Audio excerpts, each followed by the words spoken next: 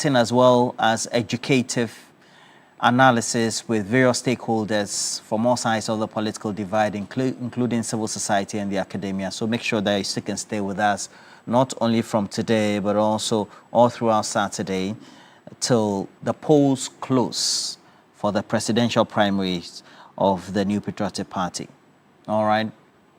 More importantly, we will also talk about the subject matter of the GTEC, that's the governing body that tends to sanitize or supervise the academic degrees that are awarded by the various public universities as well as tertiary institutions we have in Ghana. It's headed by Professor Jenapo as well.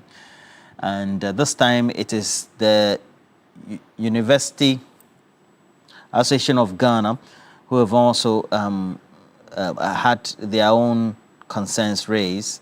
And this time we have, apart from the University of Ghana UTAG, we also do have UEW also coming in as well. So I just got this one from Dr. Tutubua in the full statement from UTAG as well.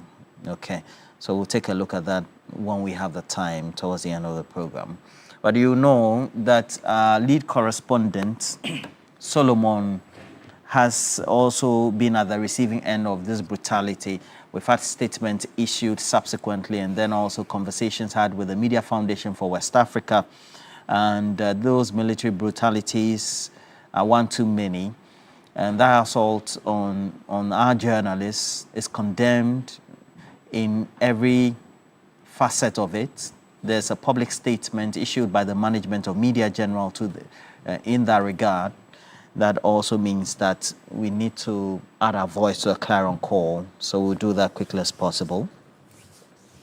Make sure you still can stay and join us.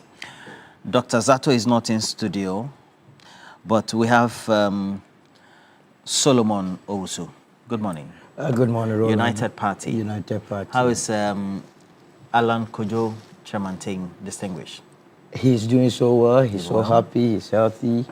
He's readying himself to join a rigorous campaign towards 2028. But for now, he is helping in the background as to how Ghana can develop. Okay. Dr. Zato is joining us on stream. I'll go to him as well. Dr. Zato, representing the camp of Dr. Mahmoudou Bawumia. I don't have the Get Connected camp here. I'll try and get Dr. Evans Dria. But Dr. Zato, good morning to you. Last week we had a fight, but we are cool today, right? Good mornings and greetings from Tumu, the municipal capital of Kusala East. I'm here in the Hamatan enjoying it, and good morning to you in the studio. Solomon, no mischief this morning, okay? No mischief. And Roland, good morning, and I hope that you will keep Solomon in check. No mischief this morning. Okay, so we want you to frame your shots well. It's in the mobile view dimension, so we'll get it well. Our guys will speak to you quite well, so that we have it all done. But no problem. We wish you all the best. Okay. And then also, Rashid Tanko is here, boss for GIFEC. Good morning to you, Rashid. Good morning. Good morning. Yeah. And how's the family? Oh, well. Let me say good morning to my good brother Solo, and then my mischievous campaigner is looking for Tumu area. We are holding it firm. We are not going to release it at all. The computer has started the Is that computer has done what? My hometown preparing for Kuro. Is that computer has done what? He has started the mischief. I said I'm in my hometown preparing for Kuro Yoho. It's the 75th jubilee of Tumu Kuro Yoho, Kuro Wegre Canton. We are here to celebrate, and you are talking about politics. What's that? All right, quite an exciting time. So, Solomon, you should come to Tumu one day. We should come to Tumu one day. And what computer? Have you been to Tumu before? You know, I've been there. I was there last month. I was there. I'm inviting you on the. Well, I have been to Tumu before. I've been to Tumu a couple of times. Yes. So. Oh, wonderful, wonderful. It's a beautiful place. We welcome all of you. Yes, very green to be more specific. So I have a couple of you on our stream. Please share the stream for us. Watching us, I have Obrempon Kaba. Kwesi Mensah is in Albany, New York. And Prince Nani York is also there. Uncle Charles Thompson is in the UK as well. Kwejo Fiagbe is there. And he's asking what is happening. Solomon is in suits. Okay, Solomon, why are you in suits? Oh, today I have an international appointment. Oh, okay. Yes. So, international meeting has compelled But they must know that I'm the chief executive of a company. Yeah, they don't know that you travel to meet your business partners. But, you know, that's how public No, but I love being in my Africa way. Honestly, today, this is all a burden on to me. You understand? You're tired. Either tired and all this hot weather. If I were in my fugu or my kaftan, I love your it. shirts, your local shirts. So you will not be seeing me in this. I tell you. Right. I see Joshua Gordon as well. Aaron Morrison. Neo Date Milt is watching us from Finland. And he said we should remove the scammers. That is those accounts that tend to say they are selling data. So, Justice, good morning to you and your family. Ni Jassy, good morning. Kelvin Niashan, I see you. Yusuf Abdullah, Pearl, I see Pearl. I see Empress as well. Kwesi Asante, I see you. Amma, I also see you. And David Pamford, now all of you. Moses, I've seen Solly Moses as well. Now, please make sure you share the stream. Let's have this conversation. Global Info Analytics is saying, hey, Yamole baby, good morning to you, Yamole. And Global Info Analytics is saying that Dr. Mahmoud Bawumia will win. We also have Dr. Evans Dria also indicating, based on his latest polls, that Kenny Japan will be winning. We'll try and get Dr. Evans Dria on the stream as well. But Dr. Zato, what do you say? I mean, you tend to monitor all the things. I know that. Okay. So I also know that you're a member of, is it the Africa Lens? You also put out.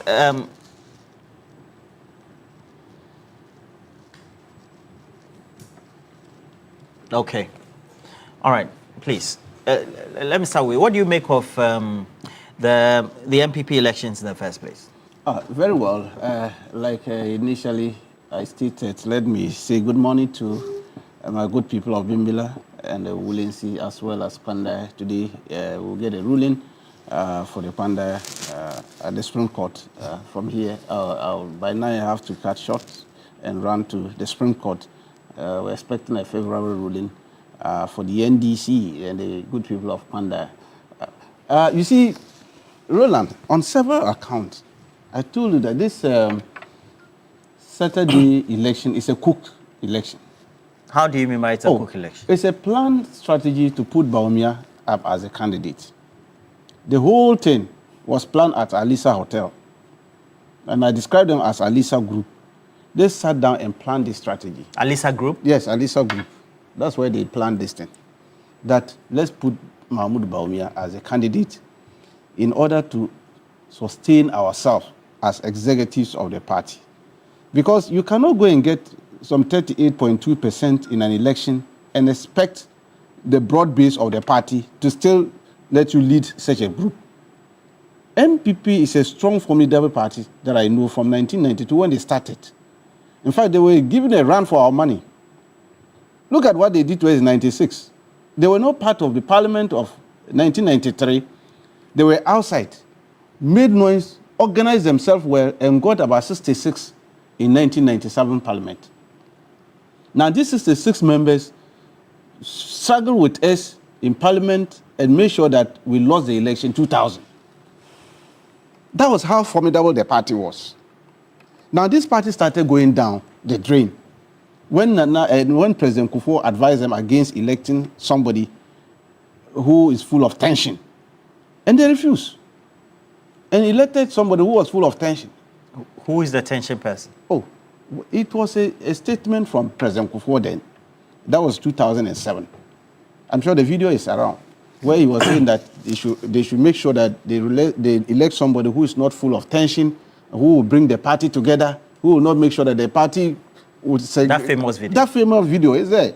And what happened? At the end of it, when they elected somebody, for the first time, they started sacking leadership of the party. The national chairman was sacked.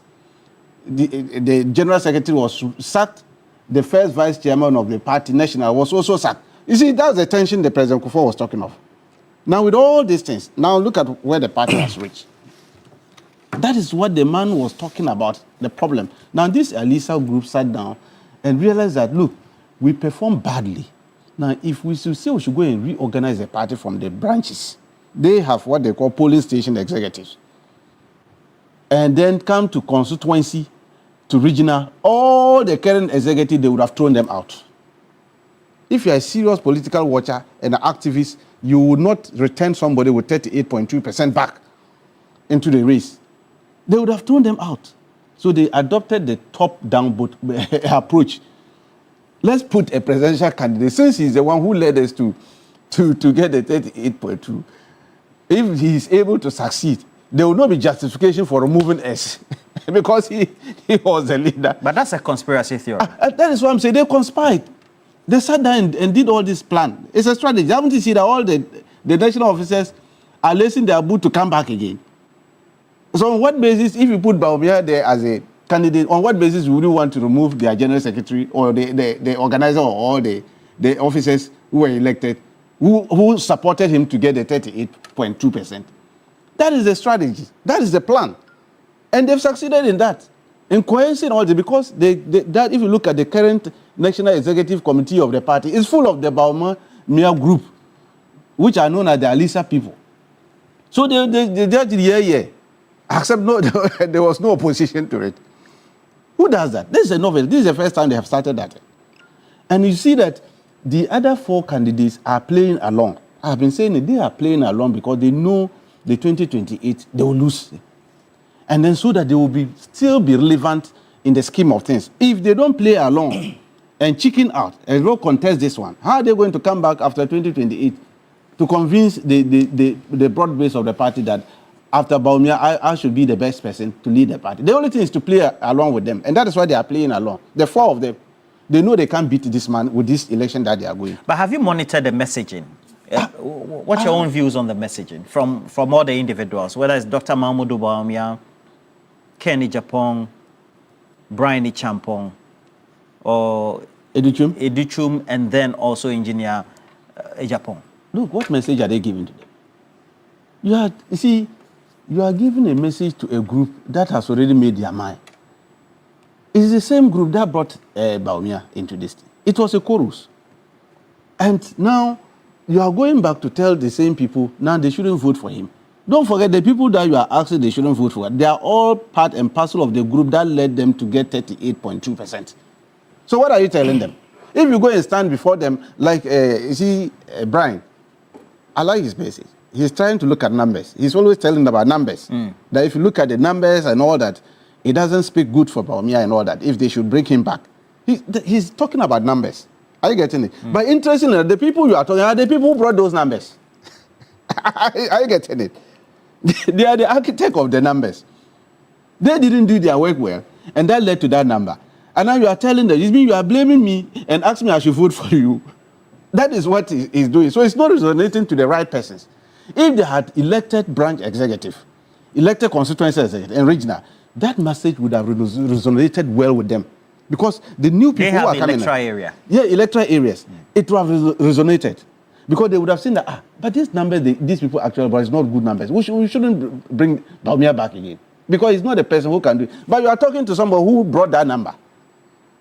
So invariably, you are condemning him and still want him to come and vote for. That's why their rating is not going up. But I can tell you, the four of them know very well that this election, they are going to cook it for Bawumia come 31st. But Bawumia will ultimately lose the 2028 and they will come back. At that time, he will not be back. He cannot even come near the party to say they should bring him back after 2028 again. By that time, you will see Brian and then the Kennedy Ajapong and then Engineer Ajapong. You see, by that time, they will be, because if you look at Edichum, it appears... You're making a claim that he's being shepherded to go off the political scene. Of course, that is the plan. That is going on. It's a strategy pushing him out completely. That is why the virtual members, if you look at the virtual members who are there, they are saying that they are watching. Who are the virtual members? Oh, Professor Frimpong mentioned it, that they have virtual members of the party and that they are there.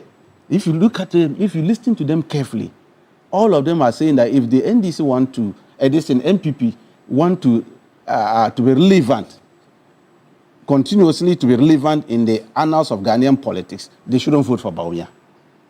Because they have seen through that. And they have a tradition. And I've been saying that tradition, I've watched them since 92, it's been a very formidable one. Janice Selby and then Dubois Hini, you see their chairman, then, who was there, that astute legal luminary? Darocha. This was a formidable party. Anytime we're going out for a campaign, we had to prepare ourselves very well because we are going to face a formidable group. The NDC? No, NPP at that time. Yes, but I'm now, saying you, the NDC, had to... with the NDC, we had to prepare ourselves. We didn't find it easy in 96. Although we beat them, 2000, we were not much threat for them. They had to organize themselves very well and gave us a hell of time, and we lost it. So we are saying that now this party, until they reorganize, I don't wish them bad. They are our opponent. It's a party that we believe that, yes, they are the capitalists, we are social democrats. We want our democracy to flourish, and it's good to have multi-party democracy. But what I'm seeing, thankfully enough, well, another group is very formidable now. UP is being formed, and it's an offshoot of the Dankwa bourgeois tradition. If they are able to organize themselves well, I think they will do far better than NPP as of now. It's because what I'm seeing... UP. I'm telling you. This UP. UP, I'm seeing it. Because I'm seeing that... Dr. Zato. This thing in them. Dr. Zato. Yes, Roland, good morning. Yeah, all these posts, I see that, is it the Africa Lens as well? Your organization. You also, because I saw your post, just this dawn I saw the post, because I monitor your social media accounts very well. You know, I love your TikTok account, and so I go to Facebook as well. And I saw that you had a post made on what the outcome will be. And I know you are there alongside Dr. Domfe and Dr. Bano. Thank you very much. So you look at the outcome of those posts. It's called the Africa... Africa what? It's the Africa Policy Lens, APL. We had... Okay, so the Africa Policy Lens. But before that, I just need to say something. No, yes, so I need to say something. So let me ask my question, and then you say the thing, okay? Okay. So I see that the poll outcomes seem to be favoring Dr. Mahmoud Bawumia. Not only the Africa Policy Lens, but also we have Global Info Analytics and a number of the poll outcomes. But there is one organized by one Dr. Evans Dria, who says that Kennedy Japan will be the winner. He even has a prophetic backing. You know, Prophet El Bernard said that Kennedy will also win. That is putting a lot of pressure on the Bawumia camp, is it not? Thank you. Good morning to you, and good morning to our viewers and those in the studio. First of all, I need to say something, and to my brother Rashid Tanko there.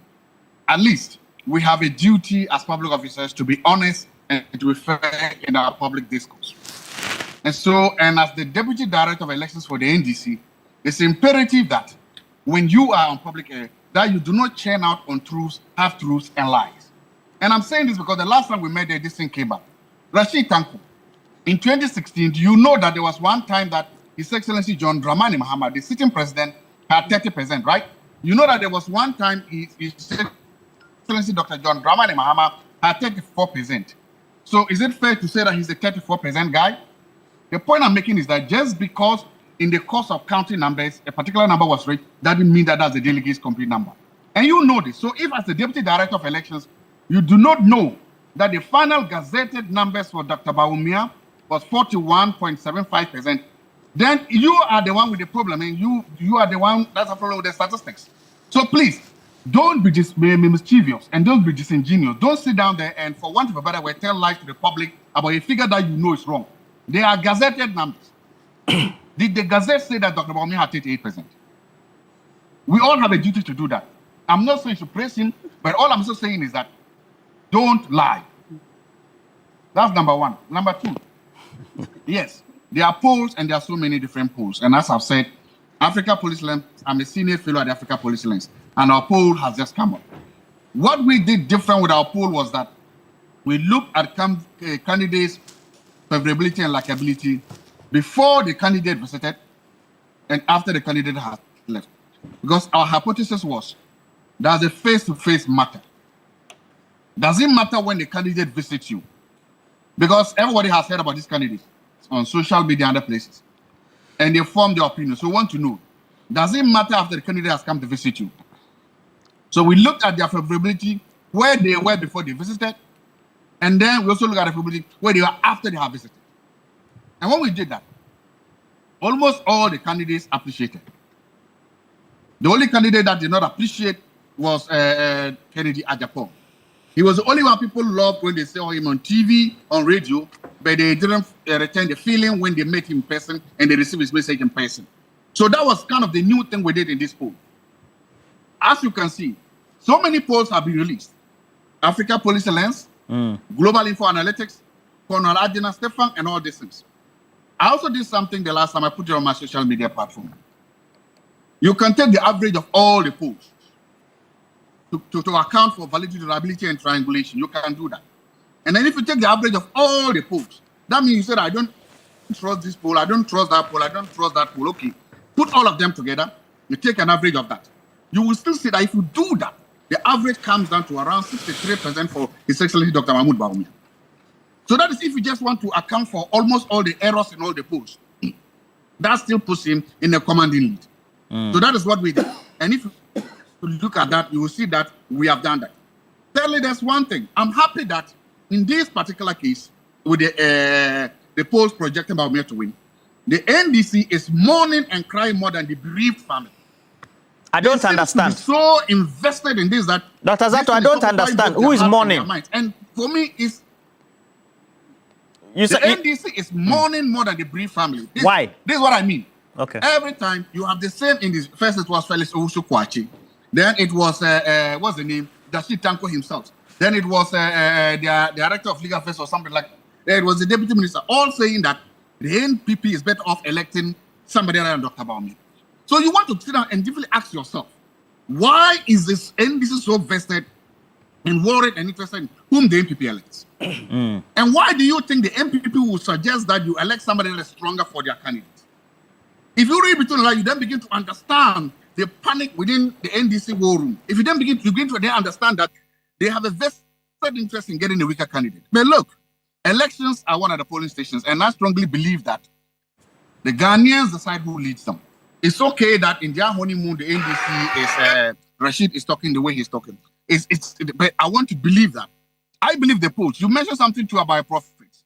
Yes, I am not going to say that God doesn't exist or the way God doesn't work. I'm simply saying that I believe the polls. If I'm in this particular case, if I'm supposed to choose between faith, belief, or the polls, I believe the polls.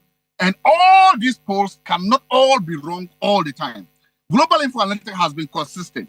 APL has been consistent. TAS has been consistent. Almost all this. There's something too I want to say as please to students of methodology. I call what's called a reputable poll. One, a reputable poll is a poll organized by an organization. Polls are very expensive. So individuals, I believe, do not have the capacity to just go out and do that. Polls need a lot of money, a lot of resources. So I trust polls by organizations. Those are what I call reputable organizations. So I would trust Africa Policy Lens as an organization. And yes, I am a senior fellow there. If you want, go to Africa Policy Lens, go to our website, and look at the profile of all the people there. Okay. Together, all of us there, we have close to 200 publications, academic publications. And we are from some of the most reputable universities in this country. And we have all gotten to where we are through research. Our CVs, individual CVs and collective CVs, demonstrate that we have the knowledge to do research. We've done research throughout. Okay. 2, Global Info Analytics, Conrad Adler Foundation. So all these are called reputable organizations and reputable institutions that have demonstrated over the time that they have the wherewithal to do this kind of research. All right. At the end of the day, the polls will come out, we'll see. But it's important that I want to go back to the point I made earlier. That look, Dr. Rashid Tanko, last time we clashed in the studio, but don't do this. Because at the end of the day, honesty is important. At the end of the day, truth is important. And we all learned maths in primary school. Just because you... Dr. Zato.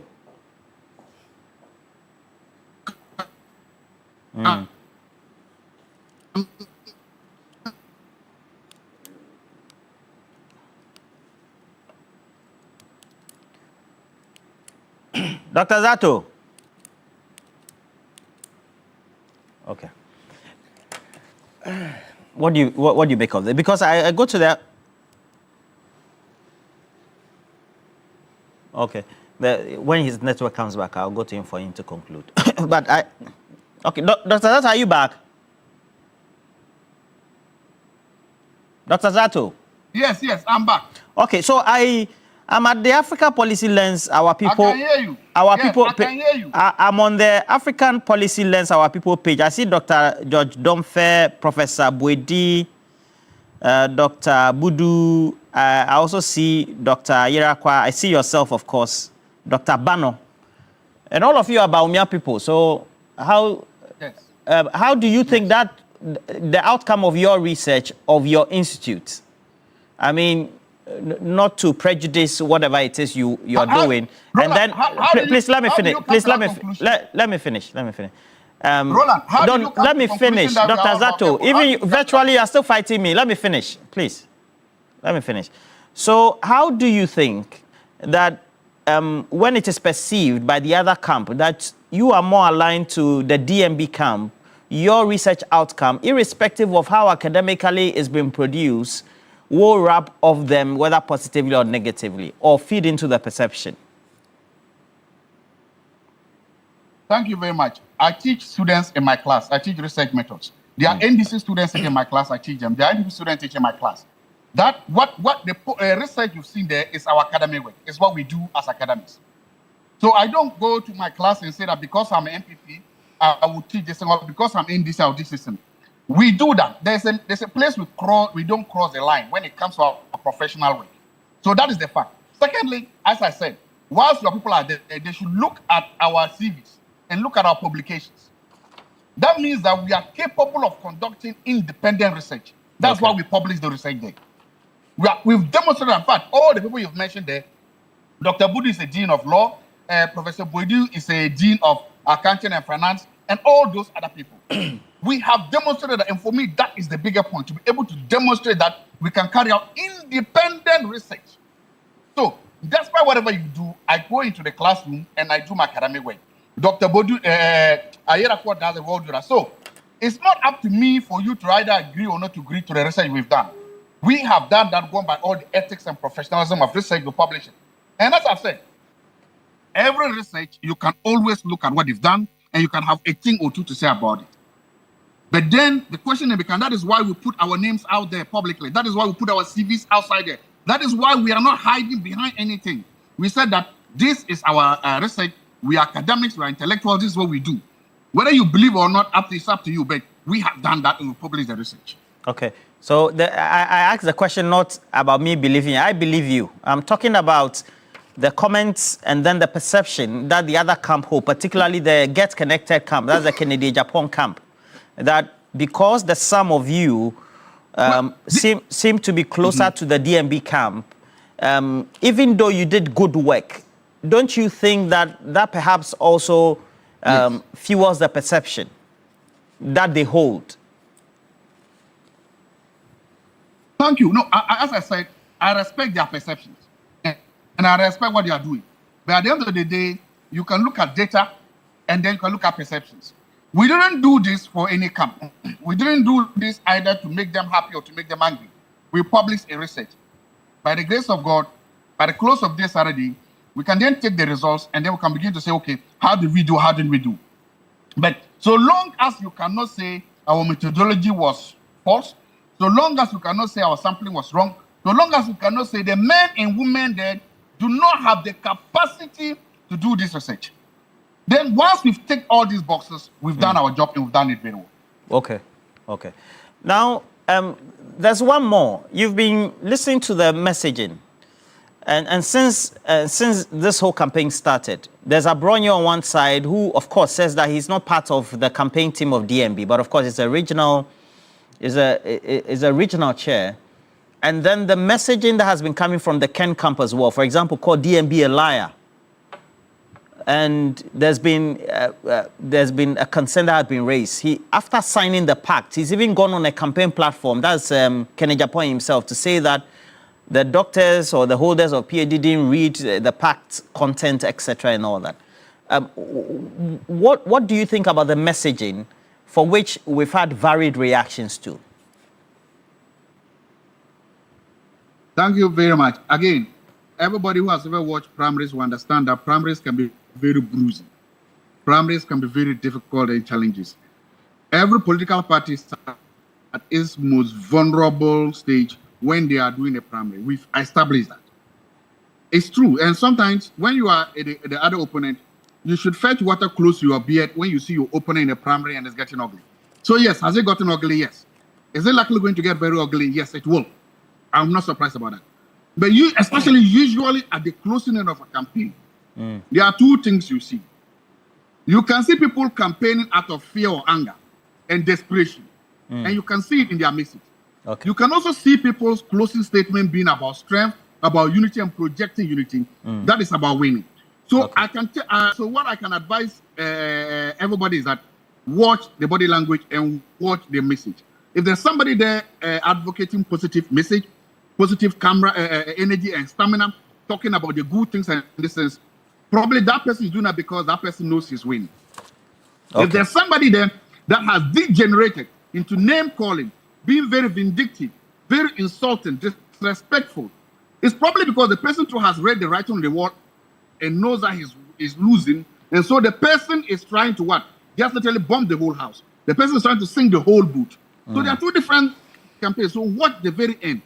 And that also shows you, and probably the weight of the polling is also showing on the candidates. Okay. Candidates that probably have seen the polling and they think that the polling is relatively good and better for them. Maybe there are those that are closing strongly on a positive note, talking about their experience, their CV, and demonstrate a lot of what? Emotional maturity. And then probably candidates that feel that the polls are demonstrating that they will lose and lose heavily. There are those that are showing this lack of emotional maturity. There are those that are degenerating into vulgar and insulting messaging. So Okay. look at the messaging, look at the body language. It will tell you a lot about where the polls is. All right. When you are virtual, you talk differently. And I love the way you are. I'm not saying we want to keep you virtual, because when you're in studio, I love it better. but we're here because after the election, there was the Okwe committee that was set up. The reports had been submitted to the leadership of the party. But subsequently, there had been concerns that had been raised. A lot of commentary. We have Eugene Boachenchi, a number of individuals who had raised concerns, Ejakon, we have Atta Kennedy and the rest, okay? The perception that had been created was that DMB has a stranglehold on the party because they still don't have the regular or normal way of trying to reassert yourself after a huge loss. So we've had the top-bottom approach, which has been criticized extensively by outsiders. Now we've come to the point where the messaging seems to have incurred a lot of wrath among all the individuals who are contesting, to the point that even the last time when they were signing the pact, you could see the demeanor, confirmed later by aides of Dr. Mahmoud Bawumia of himself when he was signing. What do you think has been wrong so far from that time when they lost the election, which has culminated into all the things that have been observed to today? So, Roland, everything has been wrong. And growing up, there was a program on TV that was called Journey to the West. Also, I don't know, Shefu and Wukong. Yeah, I think this people, Journey to the West, that's a Chinese. Yes, these people have embarked on what I call Journey to Abyss. The party will never be the same after Saturday because it's an own goal. First of all, immediately election 2024 was over. 14th of December, they set up a committee in the Ashanti region. That committee was chaired by Chairman Zabusu. Remember, Chairman Zabusu is a leading member of the Bawumia campaign, Bawumia elected campaign. The whole idea was to create an impression in the minds of the people that the defeat had nothing to do with the one that led them in the last election, that's Dr. Mahmoud Bawumia. So the outcome of that report was that, yes, they attributed the defeat to the loose talks of Kennedy Japan. Nothing was attributed to the vice president. There again, they attributed the defeat to the delegate system, corruption, and mismanagement of the economy. It is the reason why, since December of 2024, you realize that any campaign platform that Dr. Mahmoud Bawumia mounted, he tried to distance himself from the happenings in government, saying that he was just a mere mate. Was it wrong? Absolutely. What have we been told by Napo? As for Napo, the moment he speaks, I laugh. I would always wish that you speak. Napo. Oh, Napo. How can you go and say that the cabinet that you were sitting, Mahmoud Bawumia was the wisest person? You have even insulted Akufo-Addo. I don't understand. But you go to cabinet. You that sits in cabinet. Cabinet. You had about 90 members sitting in cabinet. Look straight into all of them, their faces, and say, of all the 90, the wisest person was Mahmoud Bawumia. How can you do that to the very person that... But that is his observation, Solomon. That is why they went on a thank you tour. The people realized that, but for the benevolence of the Ghanaian, Napo would have been your vice president. Loose talker like that. He would have been going to the UN to go and even insult us there. How can you do that? The last time he came and even looked straight at his own uncle, President Kufuor, and said that Nana Akufo-Addo had outperformed all of them, including his uncle. Digging a hole means performance. So clearly, they have not been in the top of shape. But let's go into the various issues that have come out. They started with a thank you tour. Under the thank you tour, remember someone was stabbed in Bantama, leading to Kennedy Japan withdrawing from the thank you tour. It was within the thank you tour that the national chairman, someone who had contested for this position for that long, Stephen Ayesu's team, decided to withdraw from it, and since then resigned. Now we don't even know his whereabouts. So as we speak, the NPP has no substantive national chairman. Now fast forward. What have they been telling us? We have already discussed issues of sins. Kennedy Japan's 10 sins, Bawumia's 16 sins, was it Brian's 10 sins, Aduchum's 10 sins. I think it's Kennedy Japan that they are yet to find about 3 or 4 sins. But even with them, they have found some 1 or 2 sins with him. Kwabena Japan. Kwabena Japan. They say he's a lazy man. That's what they have told him. That's his sin. So clearly, they themselves have told us that all of them have sinned, and that on Saturday they will be giving us what we call the holy sinner for the people of this country to deal with. Oh. You are going to give us holy sinner on Saturday. Oh, Solomon. Now, fast forward. You come to the messaging. What have they been telling us? You go to Dr. Mahmoud Bawumia, that we are made to believe that he is the wisest person on earth. In fact, amongst the NPP, he is the wisest person. What has been his campaign message? The major message that he has given to the NPP delegates is that, given the opportunity, he will send them to Israel to go and pray. He didn't say that. Oh! He said he will sponsor Christians, like the way when it comes to Muslim pilgrims to Mecca, they are also subsidized. That's what he said. How different is what I said from what you are saying? Well, the man says that that's you and I, my decoding of our tax revenue, the tax that you are paying, and I will be paying, should, in an unlikely event, he becomes the president of this land, he will use it to sponsor. What is wrong? We do that for Muslims. What are we talking about? Subsidize I give you my marginally. That's the more reason why Ghanaians might not even make the mistake of thinking about him, giving him 10% in the next elections. Because this Saturday election is being rigged for him. He's going to win anyway. There is nothing scientific. I heard my brother Zato talk about scientific polls. Last year, didn't I expose the Africa policy lens to you? Last year, were you not here when Zato himself was denied that he was a member of the Africa policy lens? Today, Frosley is telling you that he is a senior fellow of the Africa policy lens. I told you they turn out fake There's Dr. polls. Frank Bannon. All of them are Bawumia. Dr. Yadom. The last time, let me tell you, the last time I came here and did analysis Professor Bwedi. Professor Bwedi, I know him very well. He's a Bawumia loyalist. I spoke about Dr. Donfe. He called me, insulted, you were stupid, you were a fool. I told him that you are not mad enough. What is this? When you expose them, then they come back and insult you and send you text messages on top of it that you are this, you are that. We are talking about serious matters. What is scientific about what Zato did this morning? That the basis they did the poll and the academics. Did you listen to him? Repute. Did you listen to him? He said the basis for the establishment of Bawumia as the leading candidate is that they look at when you visit a candidate. I mean, the basis of the poll is that you must just go and visit the delegates, and that's all. You you get their votes. No. That's what he said. It's one of many of the That's indicators. that's the main. No, you have his turn to respond. No, that's the thrust of his argument. That because Dr. Mahmoud Bawumia visited the delegate, that is all that the delegates needed. The delegates do not care about the economic circumstances, do not care about what you intend to do for them. I mean, beyond sending people to Israel, the next thing that Dr. Mahmoud Bawumia has said is that given the opportunity, he would employ 10 people per constituency. But he's thinking about the party, Solomon. Also. So every constituency has 10 people. Is that the way someone that must be thinking talking about aloud? Party loyalists. How can you? Because you see, the point is that when you are voted for as a president, you don't serve only the interests of your party members. In any case, if you were to go to take 276 constituencies, do we have only 10 members of the party in each of the constituency? And what criteria? Instead of thinking about big policies and programs that will serve the interests of the public, you are rather thinking inwardly and saying that I will employ 10 people. And what would it do? But it's an internal election. What is what? The reason why we are discussing this matter falls under Article 55 of our Constitution. The NPP is a public institution that must be subjected to scrutiny. Because if we make mistake and they come to power, you and I will pay our tax revenue to them to manage it and manage it well.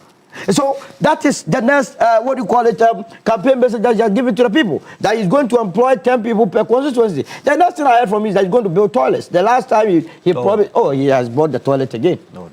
Go to Abublushi, the one he promised, he has not because done that. as part of his messaging, he said that, and argues, that the gold board policy, it's the foundation, it's his gold for oil policy and then also the purchase program. That is why you must not even listen to him. The last time I told you that the gold for oil, the last Bank of Ghana financial statement told you that they lost 1.82 billion through the gold for oil. A steady policy, it was for chop, it was corruption, personified, and I don't even know why this government, I've heard the Bank of Ghana say that they are conducting forensic audit into that matter. And I can tell you that the levels of expose that will come out if they are going to do a meticulous job, it will blow your mind. And you will begin to chase those that have been championed in the gold for oil.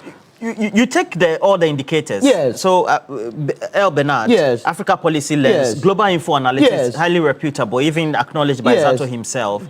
And then Dr. Evans Dua also saying, get connected, Kennedy Japo will be winning. It puts them head to head. And that means that an outcome could go either way, even though you make a claim that the DMB camp will be winning. At the end of the day, what's your own focus like that post the election, actions need to be undertaken to unite the party? First of all, it's going to be very difficult for them to unite the party, listening to Kennedy Japan and listening to other contenders. Kennedy says that, he has repeated that Bawumia is a liar. And he said that he's not going to withdraw it. Because, you see, there are certain messages when you are in the campaign, when you say it's very easy to retract or withdraw and reconcile, where people have taken an entrenched position. Kennedy is saying Bawumia is a liar. After the elections, how does he campaign for someone who is a liar? Then people will be seeing him in a different light. Now, the Kennedy's camp, the Bawumia's camp have also called Kennedy a mad person. How do you then present a mad person and then the rest will come together? Now, they have called him a mad person. I've heard Kuka and the rest. You understand? So the point is that these people referring to themselves as mad, as a liar, I have heard Kennedy refer to Bawumia as autistic. How do you then present an autistic person to us? You understand? So it's a matter that where they have gotten to, it will be very, very difficult for them to reconcile after these elections. And that's why I don't envy them. Look, their polls, their prophecies, if you take Africa Lens, if you take, info analytics, if you take Bernard, they are all they are all in the same shoe like Ebonoa. I mean, it's just prediction, not based on any scientific. Noah's Ark. No, but he also predicted that he got himself into that police. So after this, if it doesn't come in, should we go and run all of these people up and say that you also deceive the people? Ebonoa. So the truth of the matter is that they have not done anything scientific. First of all, who is sponsoring all these people? Polls do not come cheap. I don't understand. Who is sponsoring Global Info? Who is sponsoring the Africa Policy Lens to come out? It's a company. It's a company sponsored by who? Somebody must be sponsoring. And whose interests are they serving? Chandra, call Evangel and then also Global Info Analytics. Let us find out who is sponsoring them. Okay, points made. Rashid, at the end of the day, you are watching on the sidelines, and it's important that you observe keenly.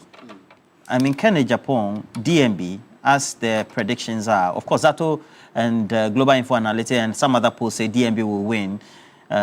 Dr. Evans Dria says Kenny Japan will win. Formidable candidate for you. Headache. Well, like I stated initially, we already know the outcome of the 31st elections.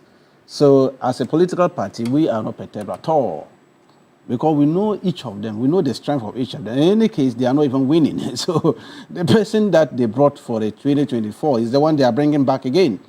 That's so, your target is DMB. Of course, okay. I'm saying that. So what if DMB doesn't win and then Ken wins? So you have no strategy for... The thing is straightforward. I've been in this game for a very long time. In my experience in this game, I don't need to be in classroom to tell you about this experience that I've gathered over the years. I've been an election officer since 1996 for the party. So I've gone through the mill in this business, okay, for all this while. And I can tell you clearly, and that is why when I'm making my projection, when I'm speaking about election, I'm confident about certain things. I know what I'm talking about. I can tell you this process is properly designed for DMB. I don't expect any surprises. No, at all. In any case, should there be any surprise, that surprise will only lead them maybe to a second round. Of course, the DMB will still win. Because looking at the area of people, it appears about two other candidates in there are just a proxy or Ponzi candidate for DMB. They are in there. If you look at their posting, their outlook and other thing, it's just DMB line. There are five. There are five, but there are two of them. So we take two out. I'll take the two rest out. Of the three. The rest of the three are just one-sided. They are puppets. I said they are just one-sided. Of DMB, so to speak, yes, in quotes. It's a well-orchestrated plan. You will even see what they are doing, their output, and then their attack is rather on one of the candidates. If you look at two of them, they are seriously attacking one candidate. They are not even talking of DMB. So we have two leading candidates. Yes. And the rest three, at least two of those three, they are attacking one of the two. One of the two. It's very clear there. Is it a riddle? That's why I'm saying that there's a Ponzi game being played out there. It's a strategy. You see, when you are going into this business, it's just like the 2024. You saw some political parties contesting. They were being sponsored by the ruling government then. They brought them there. We go to an IPAC meeting and you see them, anytime they are singing, the chorus come from them. So it's a plan. We do have all these things, where you sponsor some Ponzi people to come and be singing your song and pretend that they are also political parties. It's just this thing they are doing. Two of them is Baumia people. And they are seriously watching, assuming, because, you know, the last time he was just on the touchline. And with this 38.2%, they are not sure whether he can still make it over the 50% that they are looking at. So should that thing happen, then the two of them will quickly declare that in that case we are supporting Baumia. Are you getting that? That will force the other person, who is also independent of himself, to now look at the two, where he can do a political marketing. That is what they are doing. And so it's a clear strategy that has been played out there. But we, as a political party, NDC, we are watching on the touchline. We are watching closely. In fact, I was telling Dr. Zato, my good brother, that they should, and then one of the committee members, that we want, if they can give us accreditation as monitors or observers. The NDC? Yes, of course. Why not? You want to go and observe for the... Yes, because we don't trust what these people are going to do. You need to observe and tell Ghanaians the truth. Because you know that one of them says... The candidates have observers. We have the Electoral Commission managing the polls for them. But you only have observers, independent observers. Anytime we are doing, they are accredited. Is that not true? We are public institution or agency, of course, organization, and we want to observe, okay, the processes. Because we've heard one of them saying that he's going to set up anti-rigging squad. One of the candidates. Anti-rigging squad? Yes. Oh, who said that? It's Canada, Japan. He said he believes the election could be rigged? That they rigged him. They rigged the election the last time. He mentioned that he got some place 104, and they wrote 14 for him. I think I heard that. Yes, he's been saying it. And some place he got 75 and they gave him 0. So he doesn't trust these people. And that is why he was saying when they brought the document for him to sign, he indicated he wasn't signing because they expunged some clause. And they were forcing him, anything happened there, you should accept the results. How can he say, how can I accept such a result, anything that happened there? And they the perception by the DMB camp, and then those who are the larger number of NPP supporters, that the NDC seem to be supporting Kennedy. And so the refrain is, if the NDC, maybe social media commentators and then public commentators seem to be going towards Kenny Japan, it means that DMB is the person. The question is, have they gone to play the tapes of Kennedy Japan attacking NDC and this leadership? They should go and play the videos. If we are going to support somebody, it's not going to be Kennedy Japan. Look at it. He didn't even mince words in attacking His Excellency John Dramani Mahama. He said a lot of things. That he burn his house. Burn his house and our national chairman and all that. He has been saying all these things. And when he was saying, they were clapping for him. I don't understand. The NPP guys, all those people, they were clapping and enjoying his expressions. When he was attacking judges and all that, they were happy with him. And so when has he become the darling boy of NDC? We are saying that this political party, NPP, they have planned the thing, cooked the thing, and you see, the internal democratic credentials of each of the parties, it's important that we must question what is going on there. It's very important. Because like my good brother Solomon said, should they get into office, are we not going to pay our taxes to them? They managed our taxes for 8 years, wasted everybody's time and all that.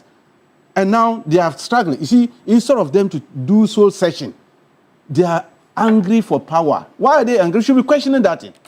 Why are they so desperate to come back just after losing the election and getting 38.2? They are struggling to come back. My good brother said I shouldn't say 38.2. I don't know why he has issues with me. Dr. Zato is always... Yeah, he said I should have it. The accepted result has been gazetted. No, but when we lost in 2016, another thing, they came out and they were all over this. They've beaten NDC over 1 million votes. Did they beat NDC over 1 million votes? What are they talking about? We know that. We collated the results. And our results is very clear. We have our results. We have, look, NPP tell them they should bring their own results and we see. They don't have.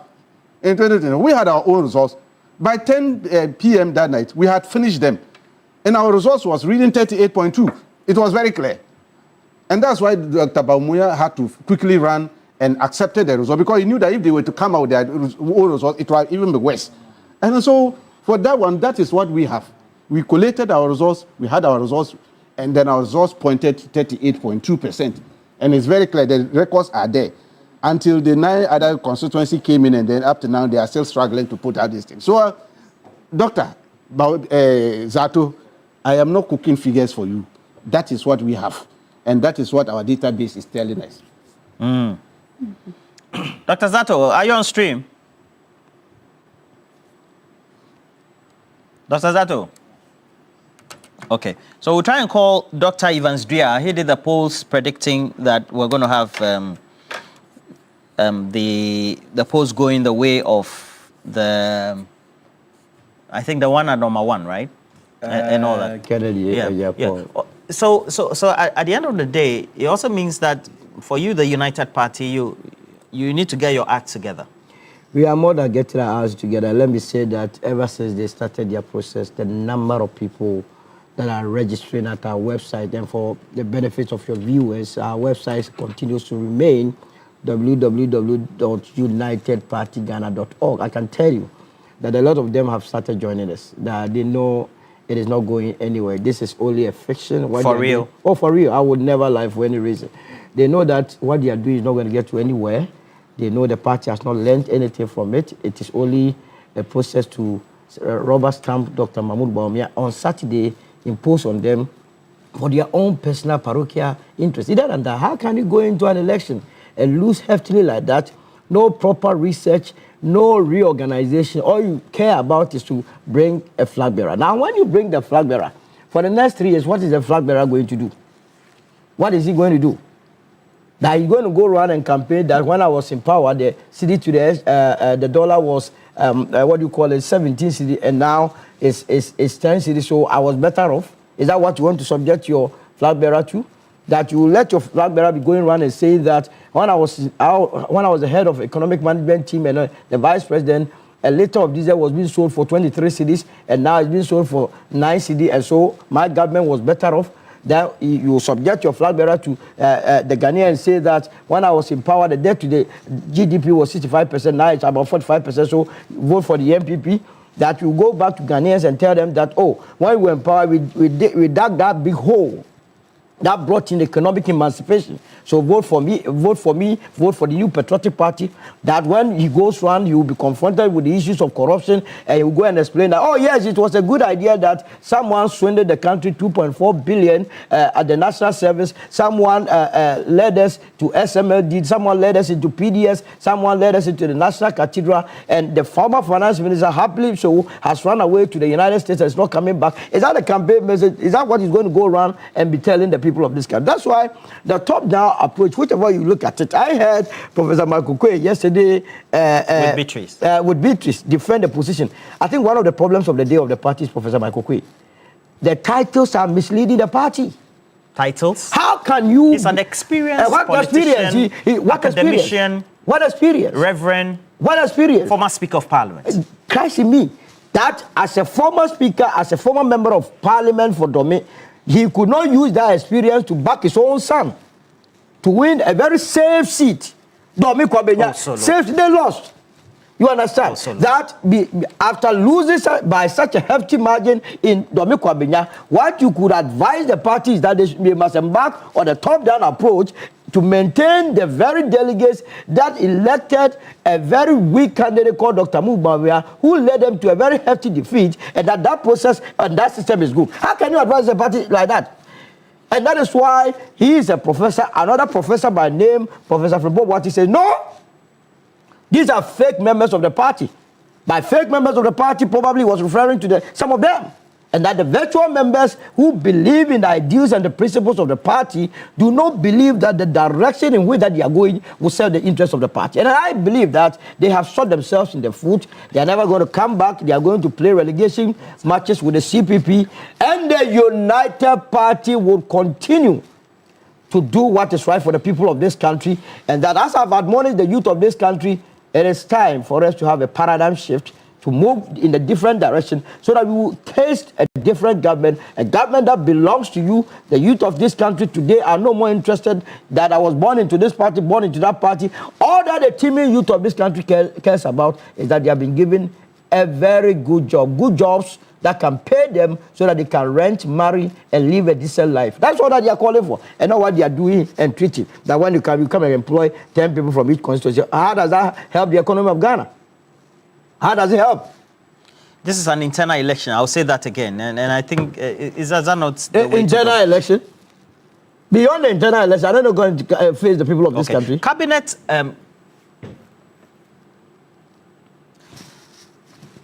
Rashid Tanko, please, Cabinet has approved revocation of state lands without process audits. And we're told there's a whole concern about cabinets and the state lands that sometimes are allocated, etc. What's your own observation about it so far? I think that's a laudable idea from Cabinet. Let's applaud them for taking such a bold step. Why? It's important, but look at how the state lands were being disputed and distributed like toffees. If you go up north, for northern, especially Tamale, they finished all the state lands. So the NDC will not get some? No, that is why His Excellency John Dramani Mahama stated that no, we are not coming in for that matter to go and then be running after state lands and other things. That is why they came up with this kind of things. Very, very important. So around the airport area, when you go to Tamale, yes, they have taken everything. Lemashegu, and even go to West Hospital, the lands over there, which was meant to help expand the hospital, and then the workers would say they sold everything to private people. Regional administration, you go, they sold everything. I think they're behaving as if they will not be Ghana after NPP again. And even in Accra, you saw what they were doing. Look, there are even other issues we can even talk about. Do you know that Metro Mass and this transport, I hope we're going to talk about that. They sold buses, 3,000 Ghana cities. Buses. But do you know that you're investigating that matter? Yeah, but you value. When you value. How can you value a bus, a whole bus? a whole bus, which has just run for about 3 years or 4 years, you go and value 3,000 Ghana cedis. What is the cost of the tie? One tie of a bus. And then these people, only God knows, NPP, I don't know why they are still looking for power. So you agree to cabinet's decision? No, completely. Okay. I stand by them, what they have done. So if one day it is seen that a leading NDC member has access to state land, what happens? Yesterday, interestingly enough, we saw the minister himself when the vice president visited the ministry and was emphatic on that matter.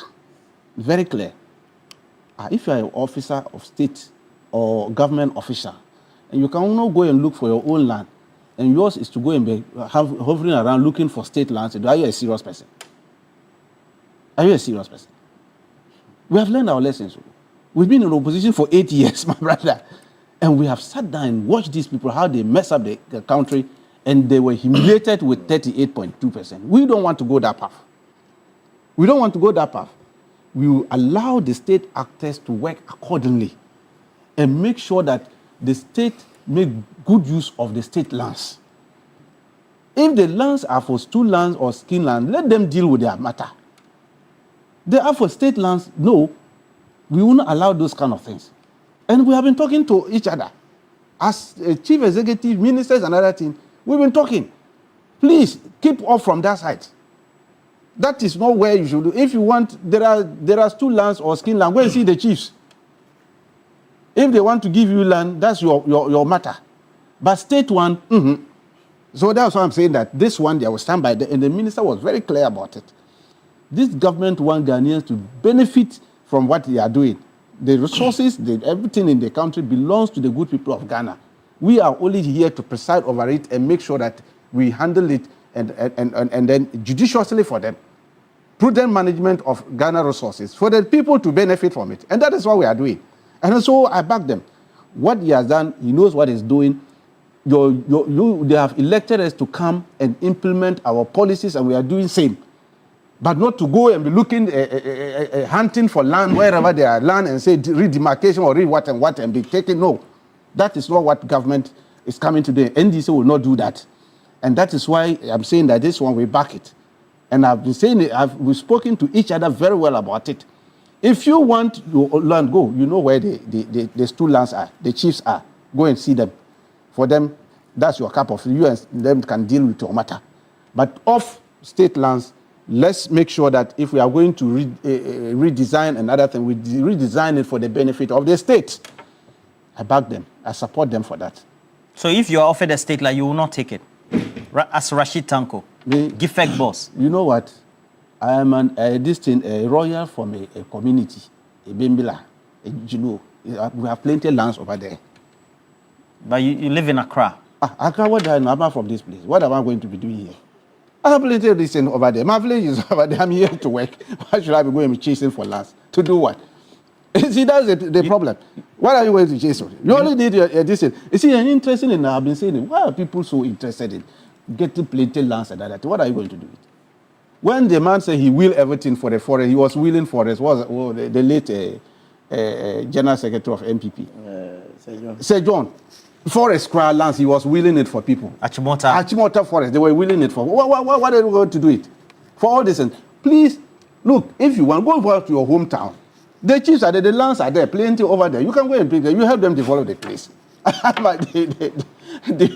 Look, I needed to do something in my community and I went. My uncle was there, the chief over there. He just used his hand like this. Look at this place. This tree to this tree, you can take. They are there free, lying down there. That's Bimbila. Bimbila is there. Not in Accra. I'm saying that people doing it here, they have their communities, they have their villages. Okay. Why can't they go there and help them develop in those areas? I get your point. And so that we leave government lands, so that the government can also use it to develop the place. So that's we why need hospitals, we need places, and all this. That's why most NDC old people, they live at Hacho. Those yeah. Because they were in those days. I'm right here. You see that those days people are never there. But they said Rollins will not allow you to go. But some few have.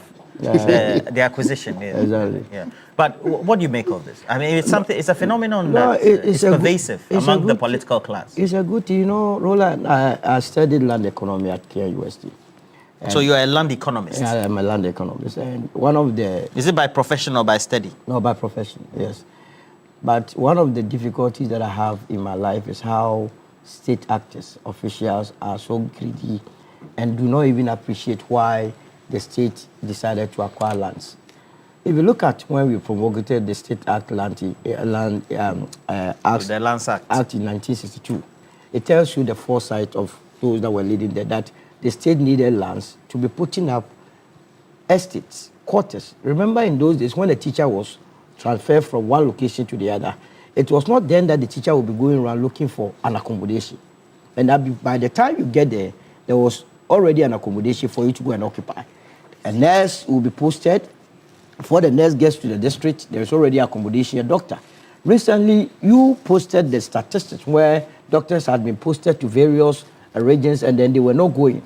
One of the reasons why they were not going was the fact that when they went to their new locations, there were no enough accommodation for them to as it were, occupy. And one of the reasons is that lands that could have been used to develop government houses have been sold. Estates that were for government purposes have been sold. And I asked myself, where from this greed? But you see, this whole policy from this government will not be complete if they do not revoke the EI 144 or the Cessation of Forest Act. That criminally minded act that was introduced, executive instrument that was introduced by Nana Akufo-Addo, aided by that young man, Abu Jinapo. You came to meet the Achimota forest over there. Because of criminality, you say you are giving it back to the Owu family. To go and do what? Remember, before any land is taken, the law mandates an adequate compensation to be paid. Compensation.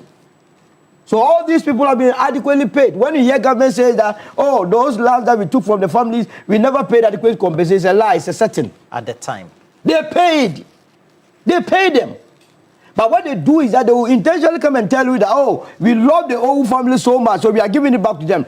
None of the lands get back to them. They just create the impression, they go back and then share the land.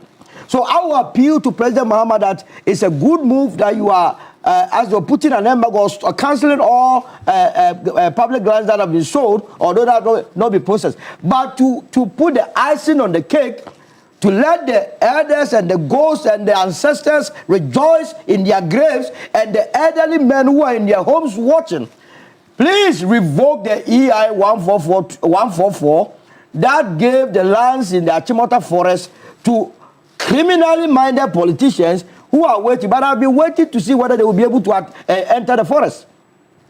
Because the youth of this country are ready to match them boot for boot if they enter the Achimota forest. Flora and fauna, the only place that gives us that oxygen in the whole of Accra is that place, that small place. You have sold all the lands. The only place, even there, they have turned it into a prayer camp. When you enter the forest, this church has this camp, this church, the animals are even running away. I don't know why the Forestry Commission or have allowed that to happen. That a forest house is supposed to host animals, to have and peaceful, always, here baba, here baba, here baba. You are driving all the animals away. It cannot happen. Here what? Here baba. When you enter there, and they are not shy of it. Each one has his camp. This one prayer camp. This prayer. one prayer to do what? They pray and come and steal from us. They go and pray and come and steal from us. They pray and come and tell our mothers and fathers that they are witches and wizards, as though they will never get old. Which church do you attend? You say? All right. You are asking me of my church. I believe in God. That is all I do. But the truth of the matter is that singular act, now they've been able to revoke the LI 2462 that allowed mining in the forest. It's a good thing. The president must put the icing on the cake by revoking the EI 144. I tell you, the ancestors will smile at him. I tell President Mahama that when he's able to do that, his ratings, approval levels will move to the roof. These are the sort of things that you do, that you actualize the spirit of the ancestors. That you mean business, that you want this country to develop. We are now 34 million. At the time we were acquiring these lands, our population was not here, we're near 10 million. No, so between then and now, which of the periods that the government needs land more than ever? Because by the time Nkrumah even were less than 6. Absolutely. This is the time the government needs land to even give to investors to invest in hefty projects. Individuals go and take, and then they use it, they build on it, and then charge the citizens dollars. Hefty amount. People are sleeping outside. They are unable to afford accommodation because the private sector has hijacked it. The last time I was telling you that if you were to check the EC boss. You mean they have hijacked with their political cronies? Political cronies. The EC boss, J. Mensa, the land adjacent. All of a sudden, a property that belonged to the Ghana, the tourism authority, has now been transferred to the husband. For what reason? The title? Title. Now that the husband is the owner of that property. Well, he's not here. So everything must be grabbed. It must be so you no, people. But if you went through due process, what due process? You were the electoral boss. All of a sudden, a property that belongs to the Ghana Tourism Authority. If you are giving a state land, you will not take. I don't believe in that. Okay. I don't believe in that. I believe that if it is a state land, it's for all of us. The state must put it to good use to benefit all of us. Go and see how much they have sold the lands to themselves. The former chief justice didn't she buy a whole land at Kantuma 7,000? But for Professor Mills, you know where the Foreign Affairs Ministry is now. They have sold it to former chief justice and go. Somewhere exchanging their land from Ablekuma for lands at airport. I'm a valuer. How can you do comparative analysis with a land at Ablekuma to that of airport and exchange it? That they are all in the same location. All right. So it's a good move, but the civil servants at the Lands and Lands Commission who have been aiding these politicians. The last time Rashid Pepo told all of us that when you go and sit on the setting committee and you are done, they thank you with land. As though when they were going to the Ministry of Lands Commission, they had lands with them. You cannot be dashing our lands. Let the land remain for the state and let's use it for our development. All right. Let me read a couple of comments. This one is coming from Delight. Says that tell Solomon that I really admire and wish to hug him. I want to hug. One of The man. and okay, so to buttress Solomon's claim on prayer at Achimota Forest, same is happening in KNUST Botanical Gardens. It looks like you have people who are joining your chorus. That's what is happening everywhere. Manor West, we are praying. It's terrible. Manor West. And that's coming from Nuku as well. And we have more comments coming through. All right, so Prince Derek AJ then sends me a whole one on cabinet approval of the retrieval of the state lands and its implications. Prince Nania York, watching us from the UK, says Baumia will win the upcoming election not because he truly deserves it or earned it on merit, but because the system has been deliberately arranged for him to take power now, only to be defeated in 2028 by whichever candidate the NDC fields. Meanwhile, the United Party must quietly position itself, likely staying low-key and strategic to capture seats from both the NPP and NDC, setting the stage for it to merge as a significant force in the 2032 elections. Prince Nania York, I didn't know you were a political scientist. And Ebo Bachman says the primary is not about choosing who can lead the party to victory in 2028.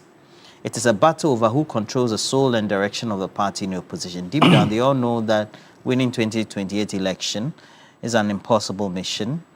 And Lord Kofi Teman says the leadership of the NPP from day one has been structured and rigged for Dr. Mahamudu Bawumia. So there's nothing scientific about all the polls, including Dr. Zato's. Hey, all of you. And okay, so we have a couple more messages coming through. Let me just also go to our stream and then also read the messages from there. So I have a couple more. This one is coming from Kwabna Into. I see your message. Kwabna Into. Good morning to you, Kwabna Into. I can't read that one. And to Yemole Yemo, and a couple more also say, this one, Daniel. I love the name, Yemole Yemo. Yes, she's gone. Yeah, she lives in the UK. Can you explain the meaning of Yemole Yemo? No, I don't know the meaning. It's a lovely name. It's a beautiful name. It's a beautiful name. Yes. Very beautiful name. Anytime I hear the name, I'm like, wow. Yemole Yemo. And then Yao Febri is on our stream. Why should the state revoke state land that have not been audited as cabinets have approved? We are very certain that every state land sold to an investor was sold on memorandum of understanding for a particular purpose and a price that was agreed upon by both parties. We do not want the government to retrieve state lands just because of political sentiment or the person or the entity is close to the NPP. All those state lands that have been acquired by people or entities should be directed to develop for the intended purposes, not the decision to collect because of a new government which is in power. There have been reactions to the message as well. Joshua Darkon says, TV3 are with you because of Solo, so you people should honor him. Okay, the next time we'll bring a plaque. By close of the year, we'll bring a plaque. Honor him. Plaque. And then Gerald says that if NPP elect Baumia, NDC should elect Apia Stadium to compete in. That's oh, please. Isaac Yiji says that if Alan had not left the NPP, Solo's talent in communication would have been buried. 100%. Solo, they say you are better than the communicators. And then Yemo says, Roland, Yemole is a firstborn. Oh. Yemo girl. So firstborn. Oh, Yemo. So Yemole. Firstborn. Firstborn. Yemo. Firstborn. Martin Jan, I'm in the USA. Whenever it's morning, I look out for Solomon because I love him. We're grateful that you watch us from the USA. Everybody is on stream. When it's and then Kwesi Pano says that romantic Solomon. Oh.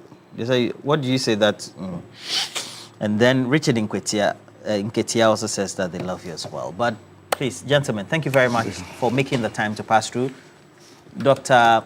Zato too as well. But you know he's campaigning in Tumu. He's campaigning. You know that one of our correspondents was beaten by the... No. When I heard it, my name is Solomon. Yeah, it's called Solomon. We'll show you the pictures. Yes. No. We cannot tolerate that. It's so terrible. It's so terrible. I mean, it's despicable. When I saw the thing, I mean, we can't do this. It's very bad. And I think leadership is watching it closely, and then they will be dealt with seriously. I mean, this government is a government that will make sure that we allow the media to flourish, to perform their work unheated. I mean, it's terrible. At this state of our democracy, we shouldn't be having this kind of thing. Having the media being dealt with like this is not the best at all, completely.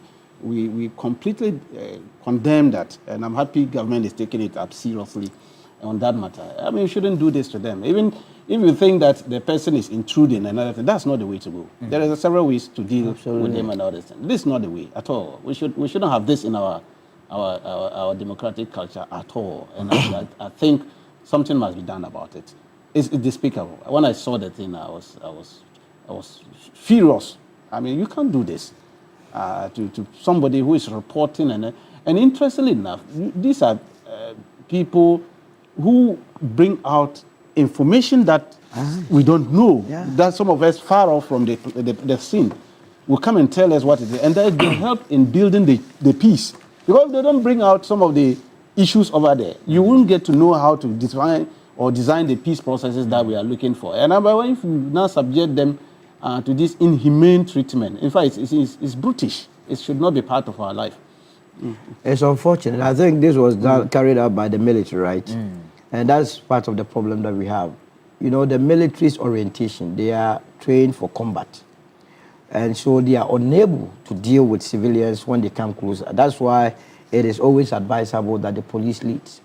If the military will be introduced to do duties meant for the police, then they must have a unit that will begin to have that training just like the police. Because what you have done, to what benefit would it be to the armed forces and also society at large?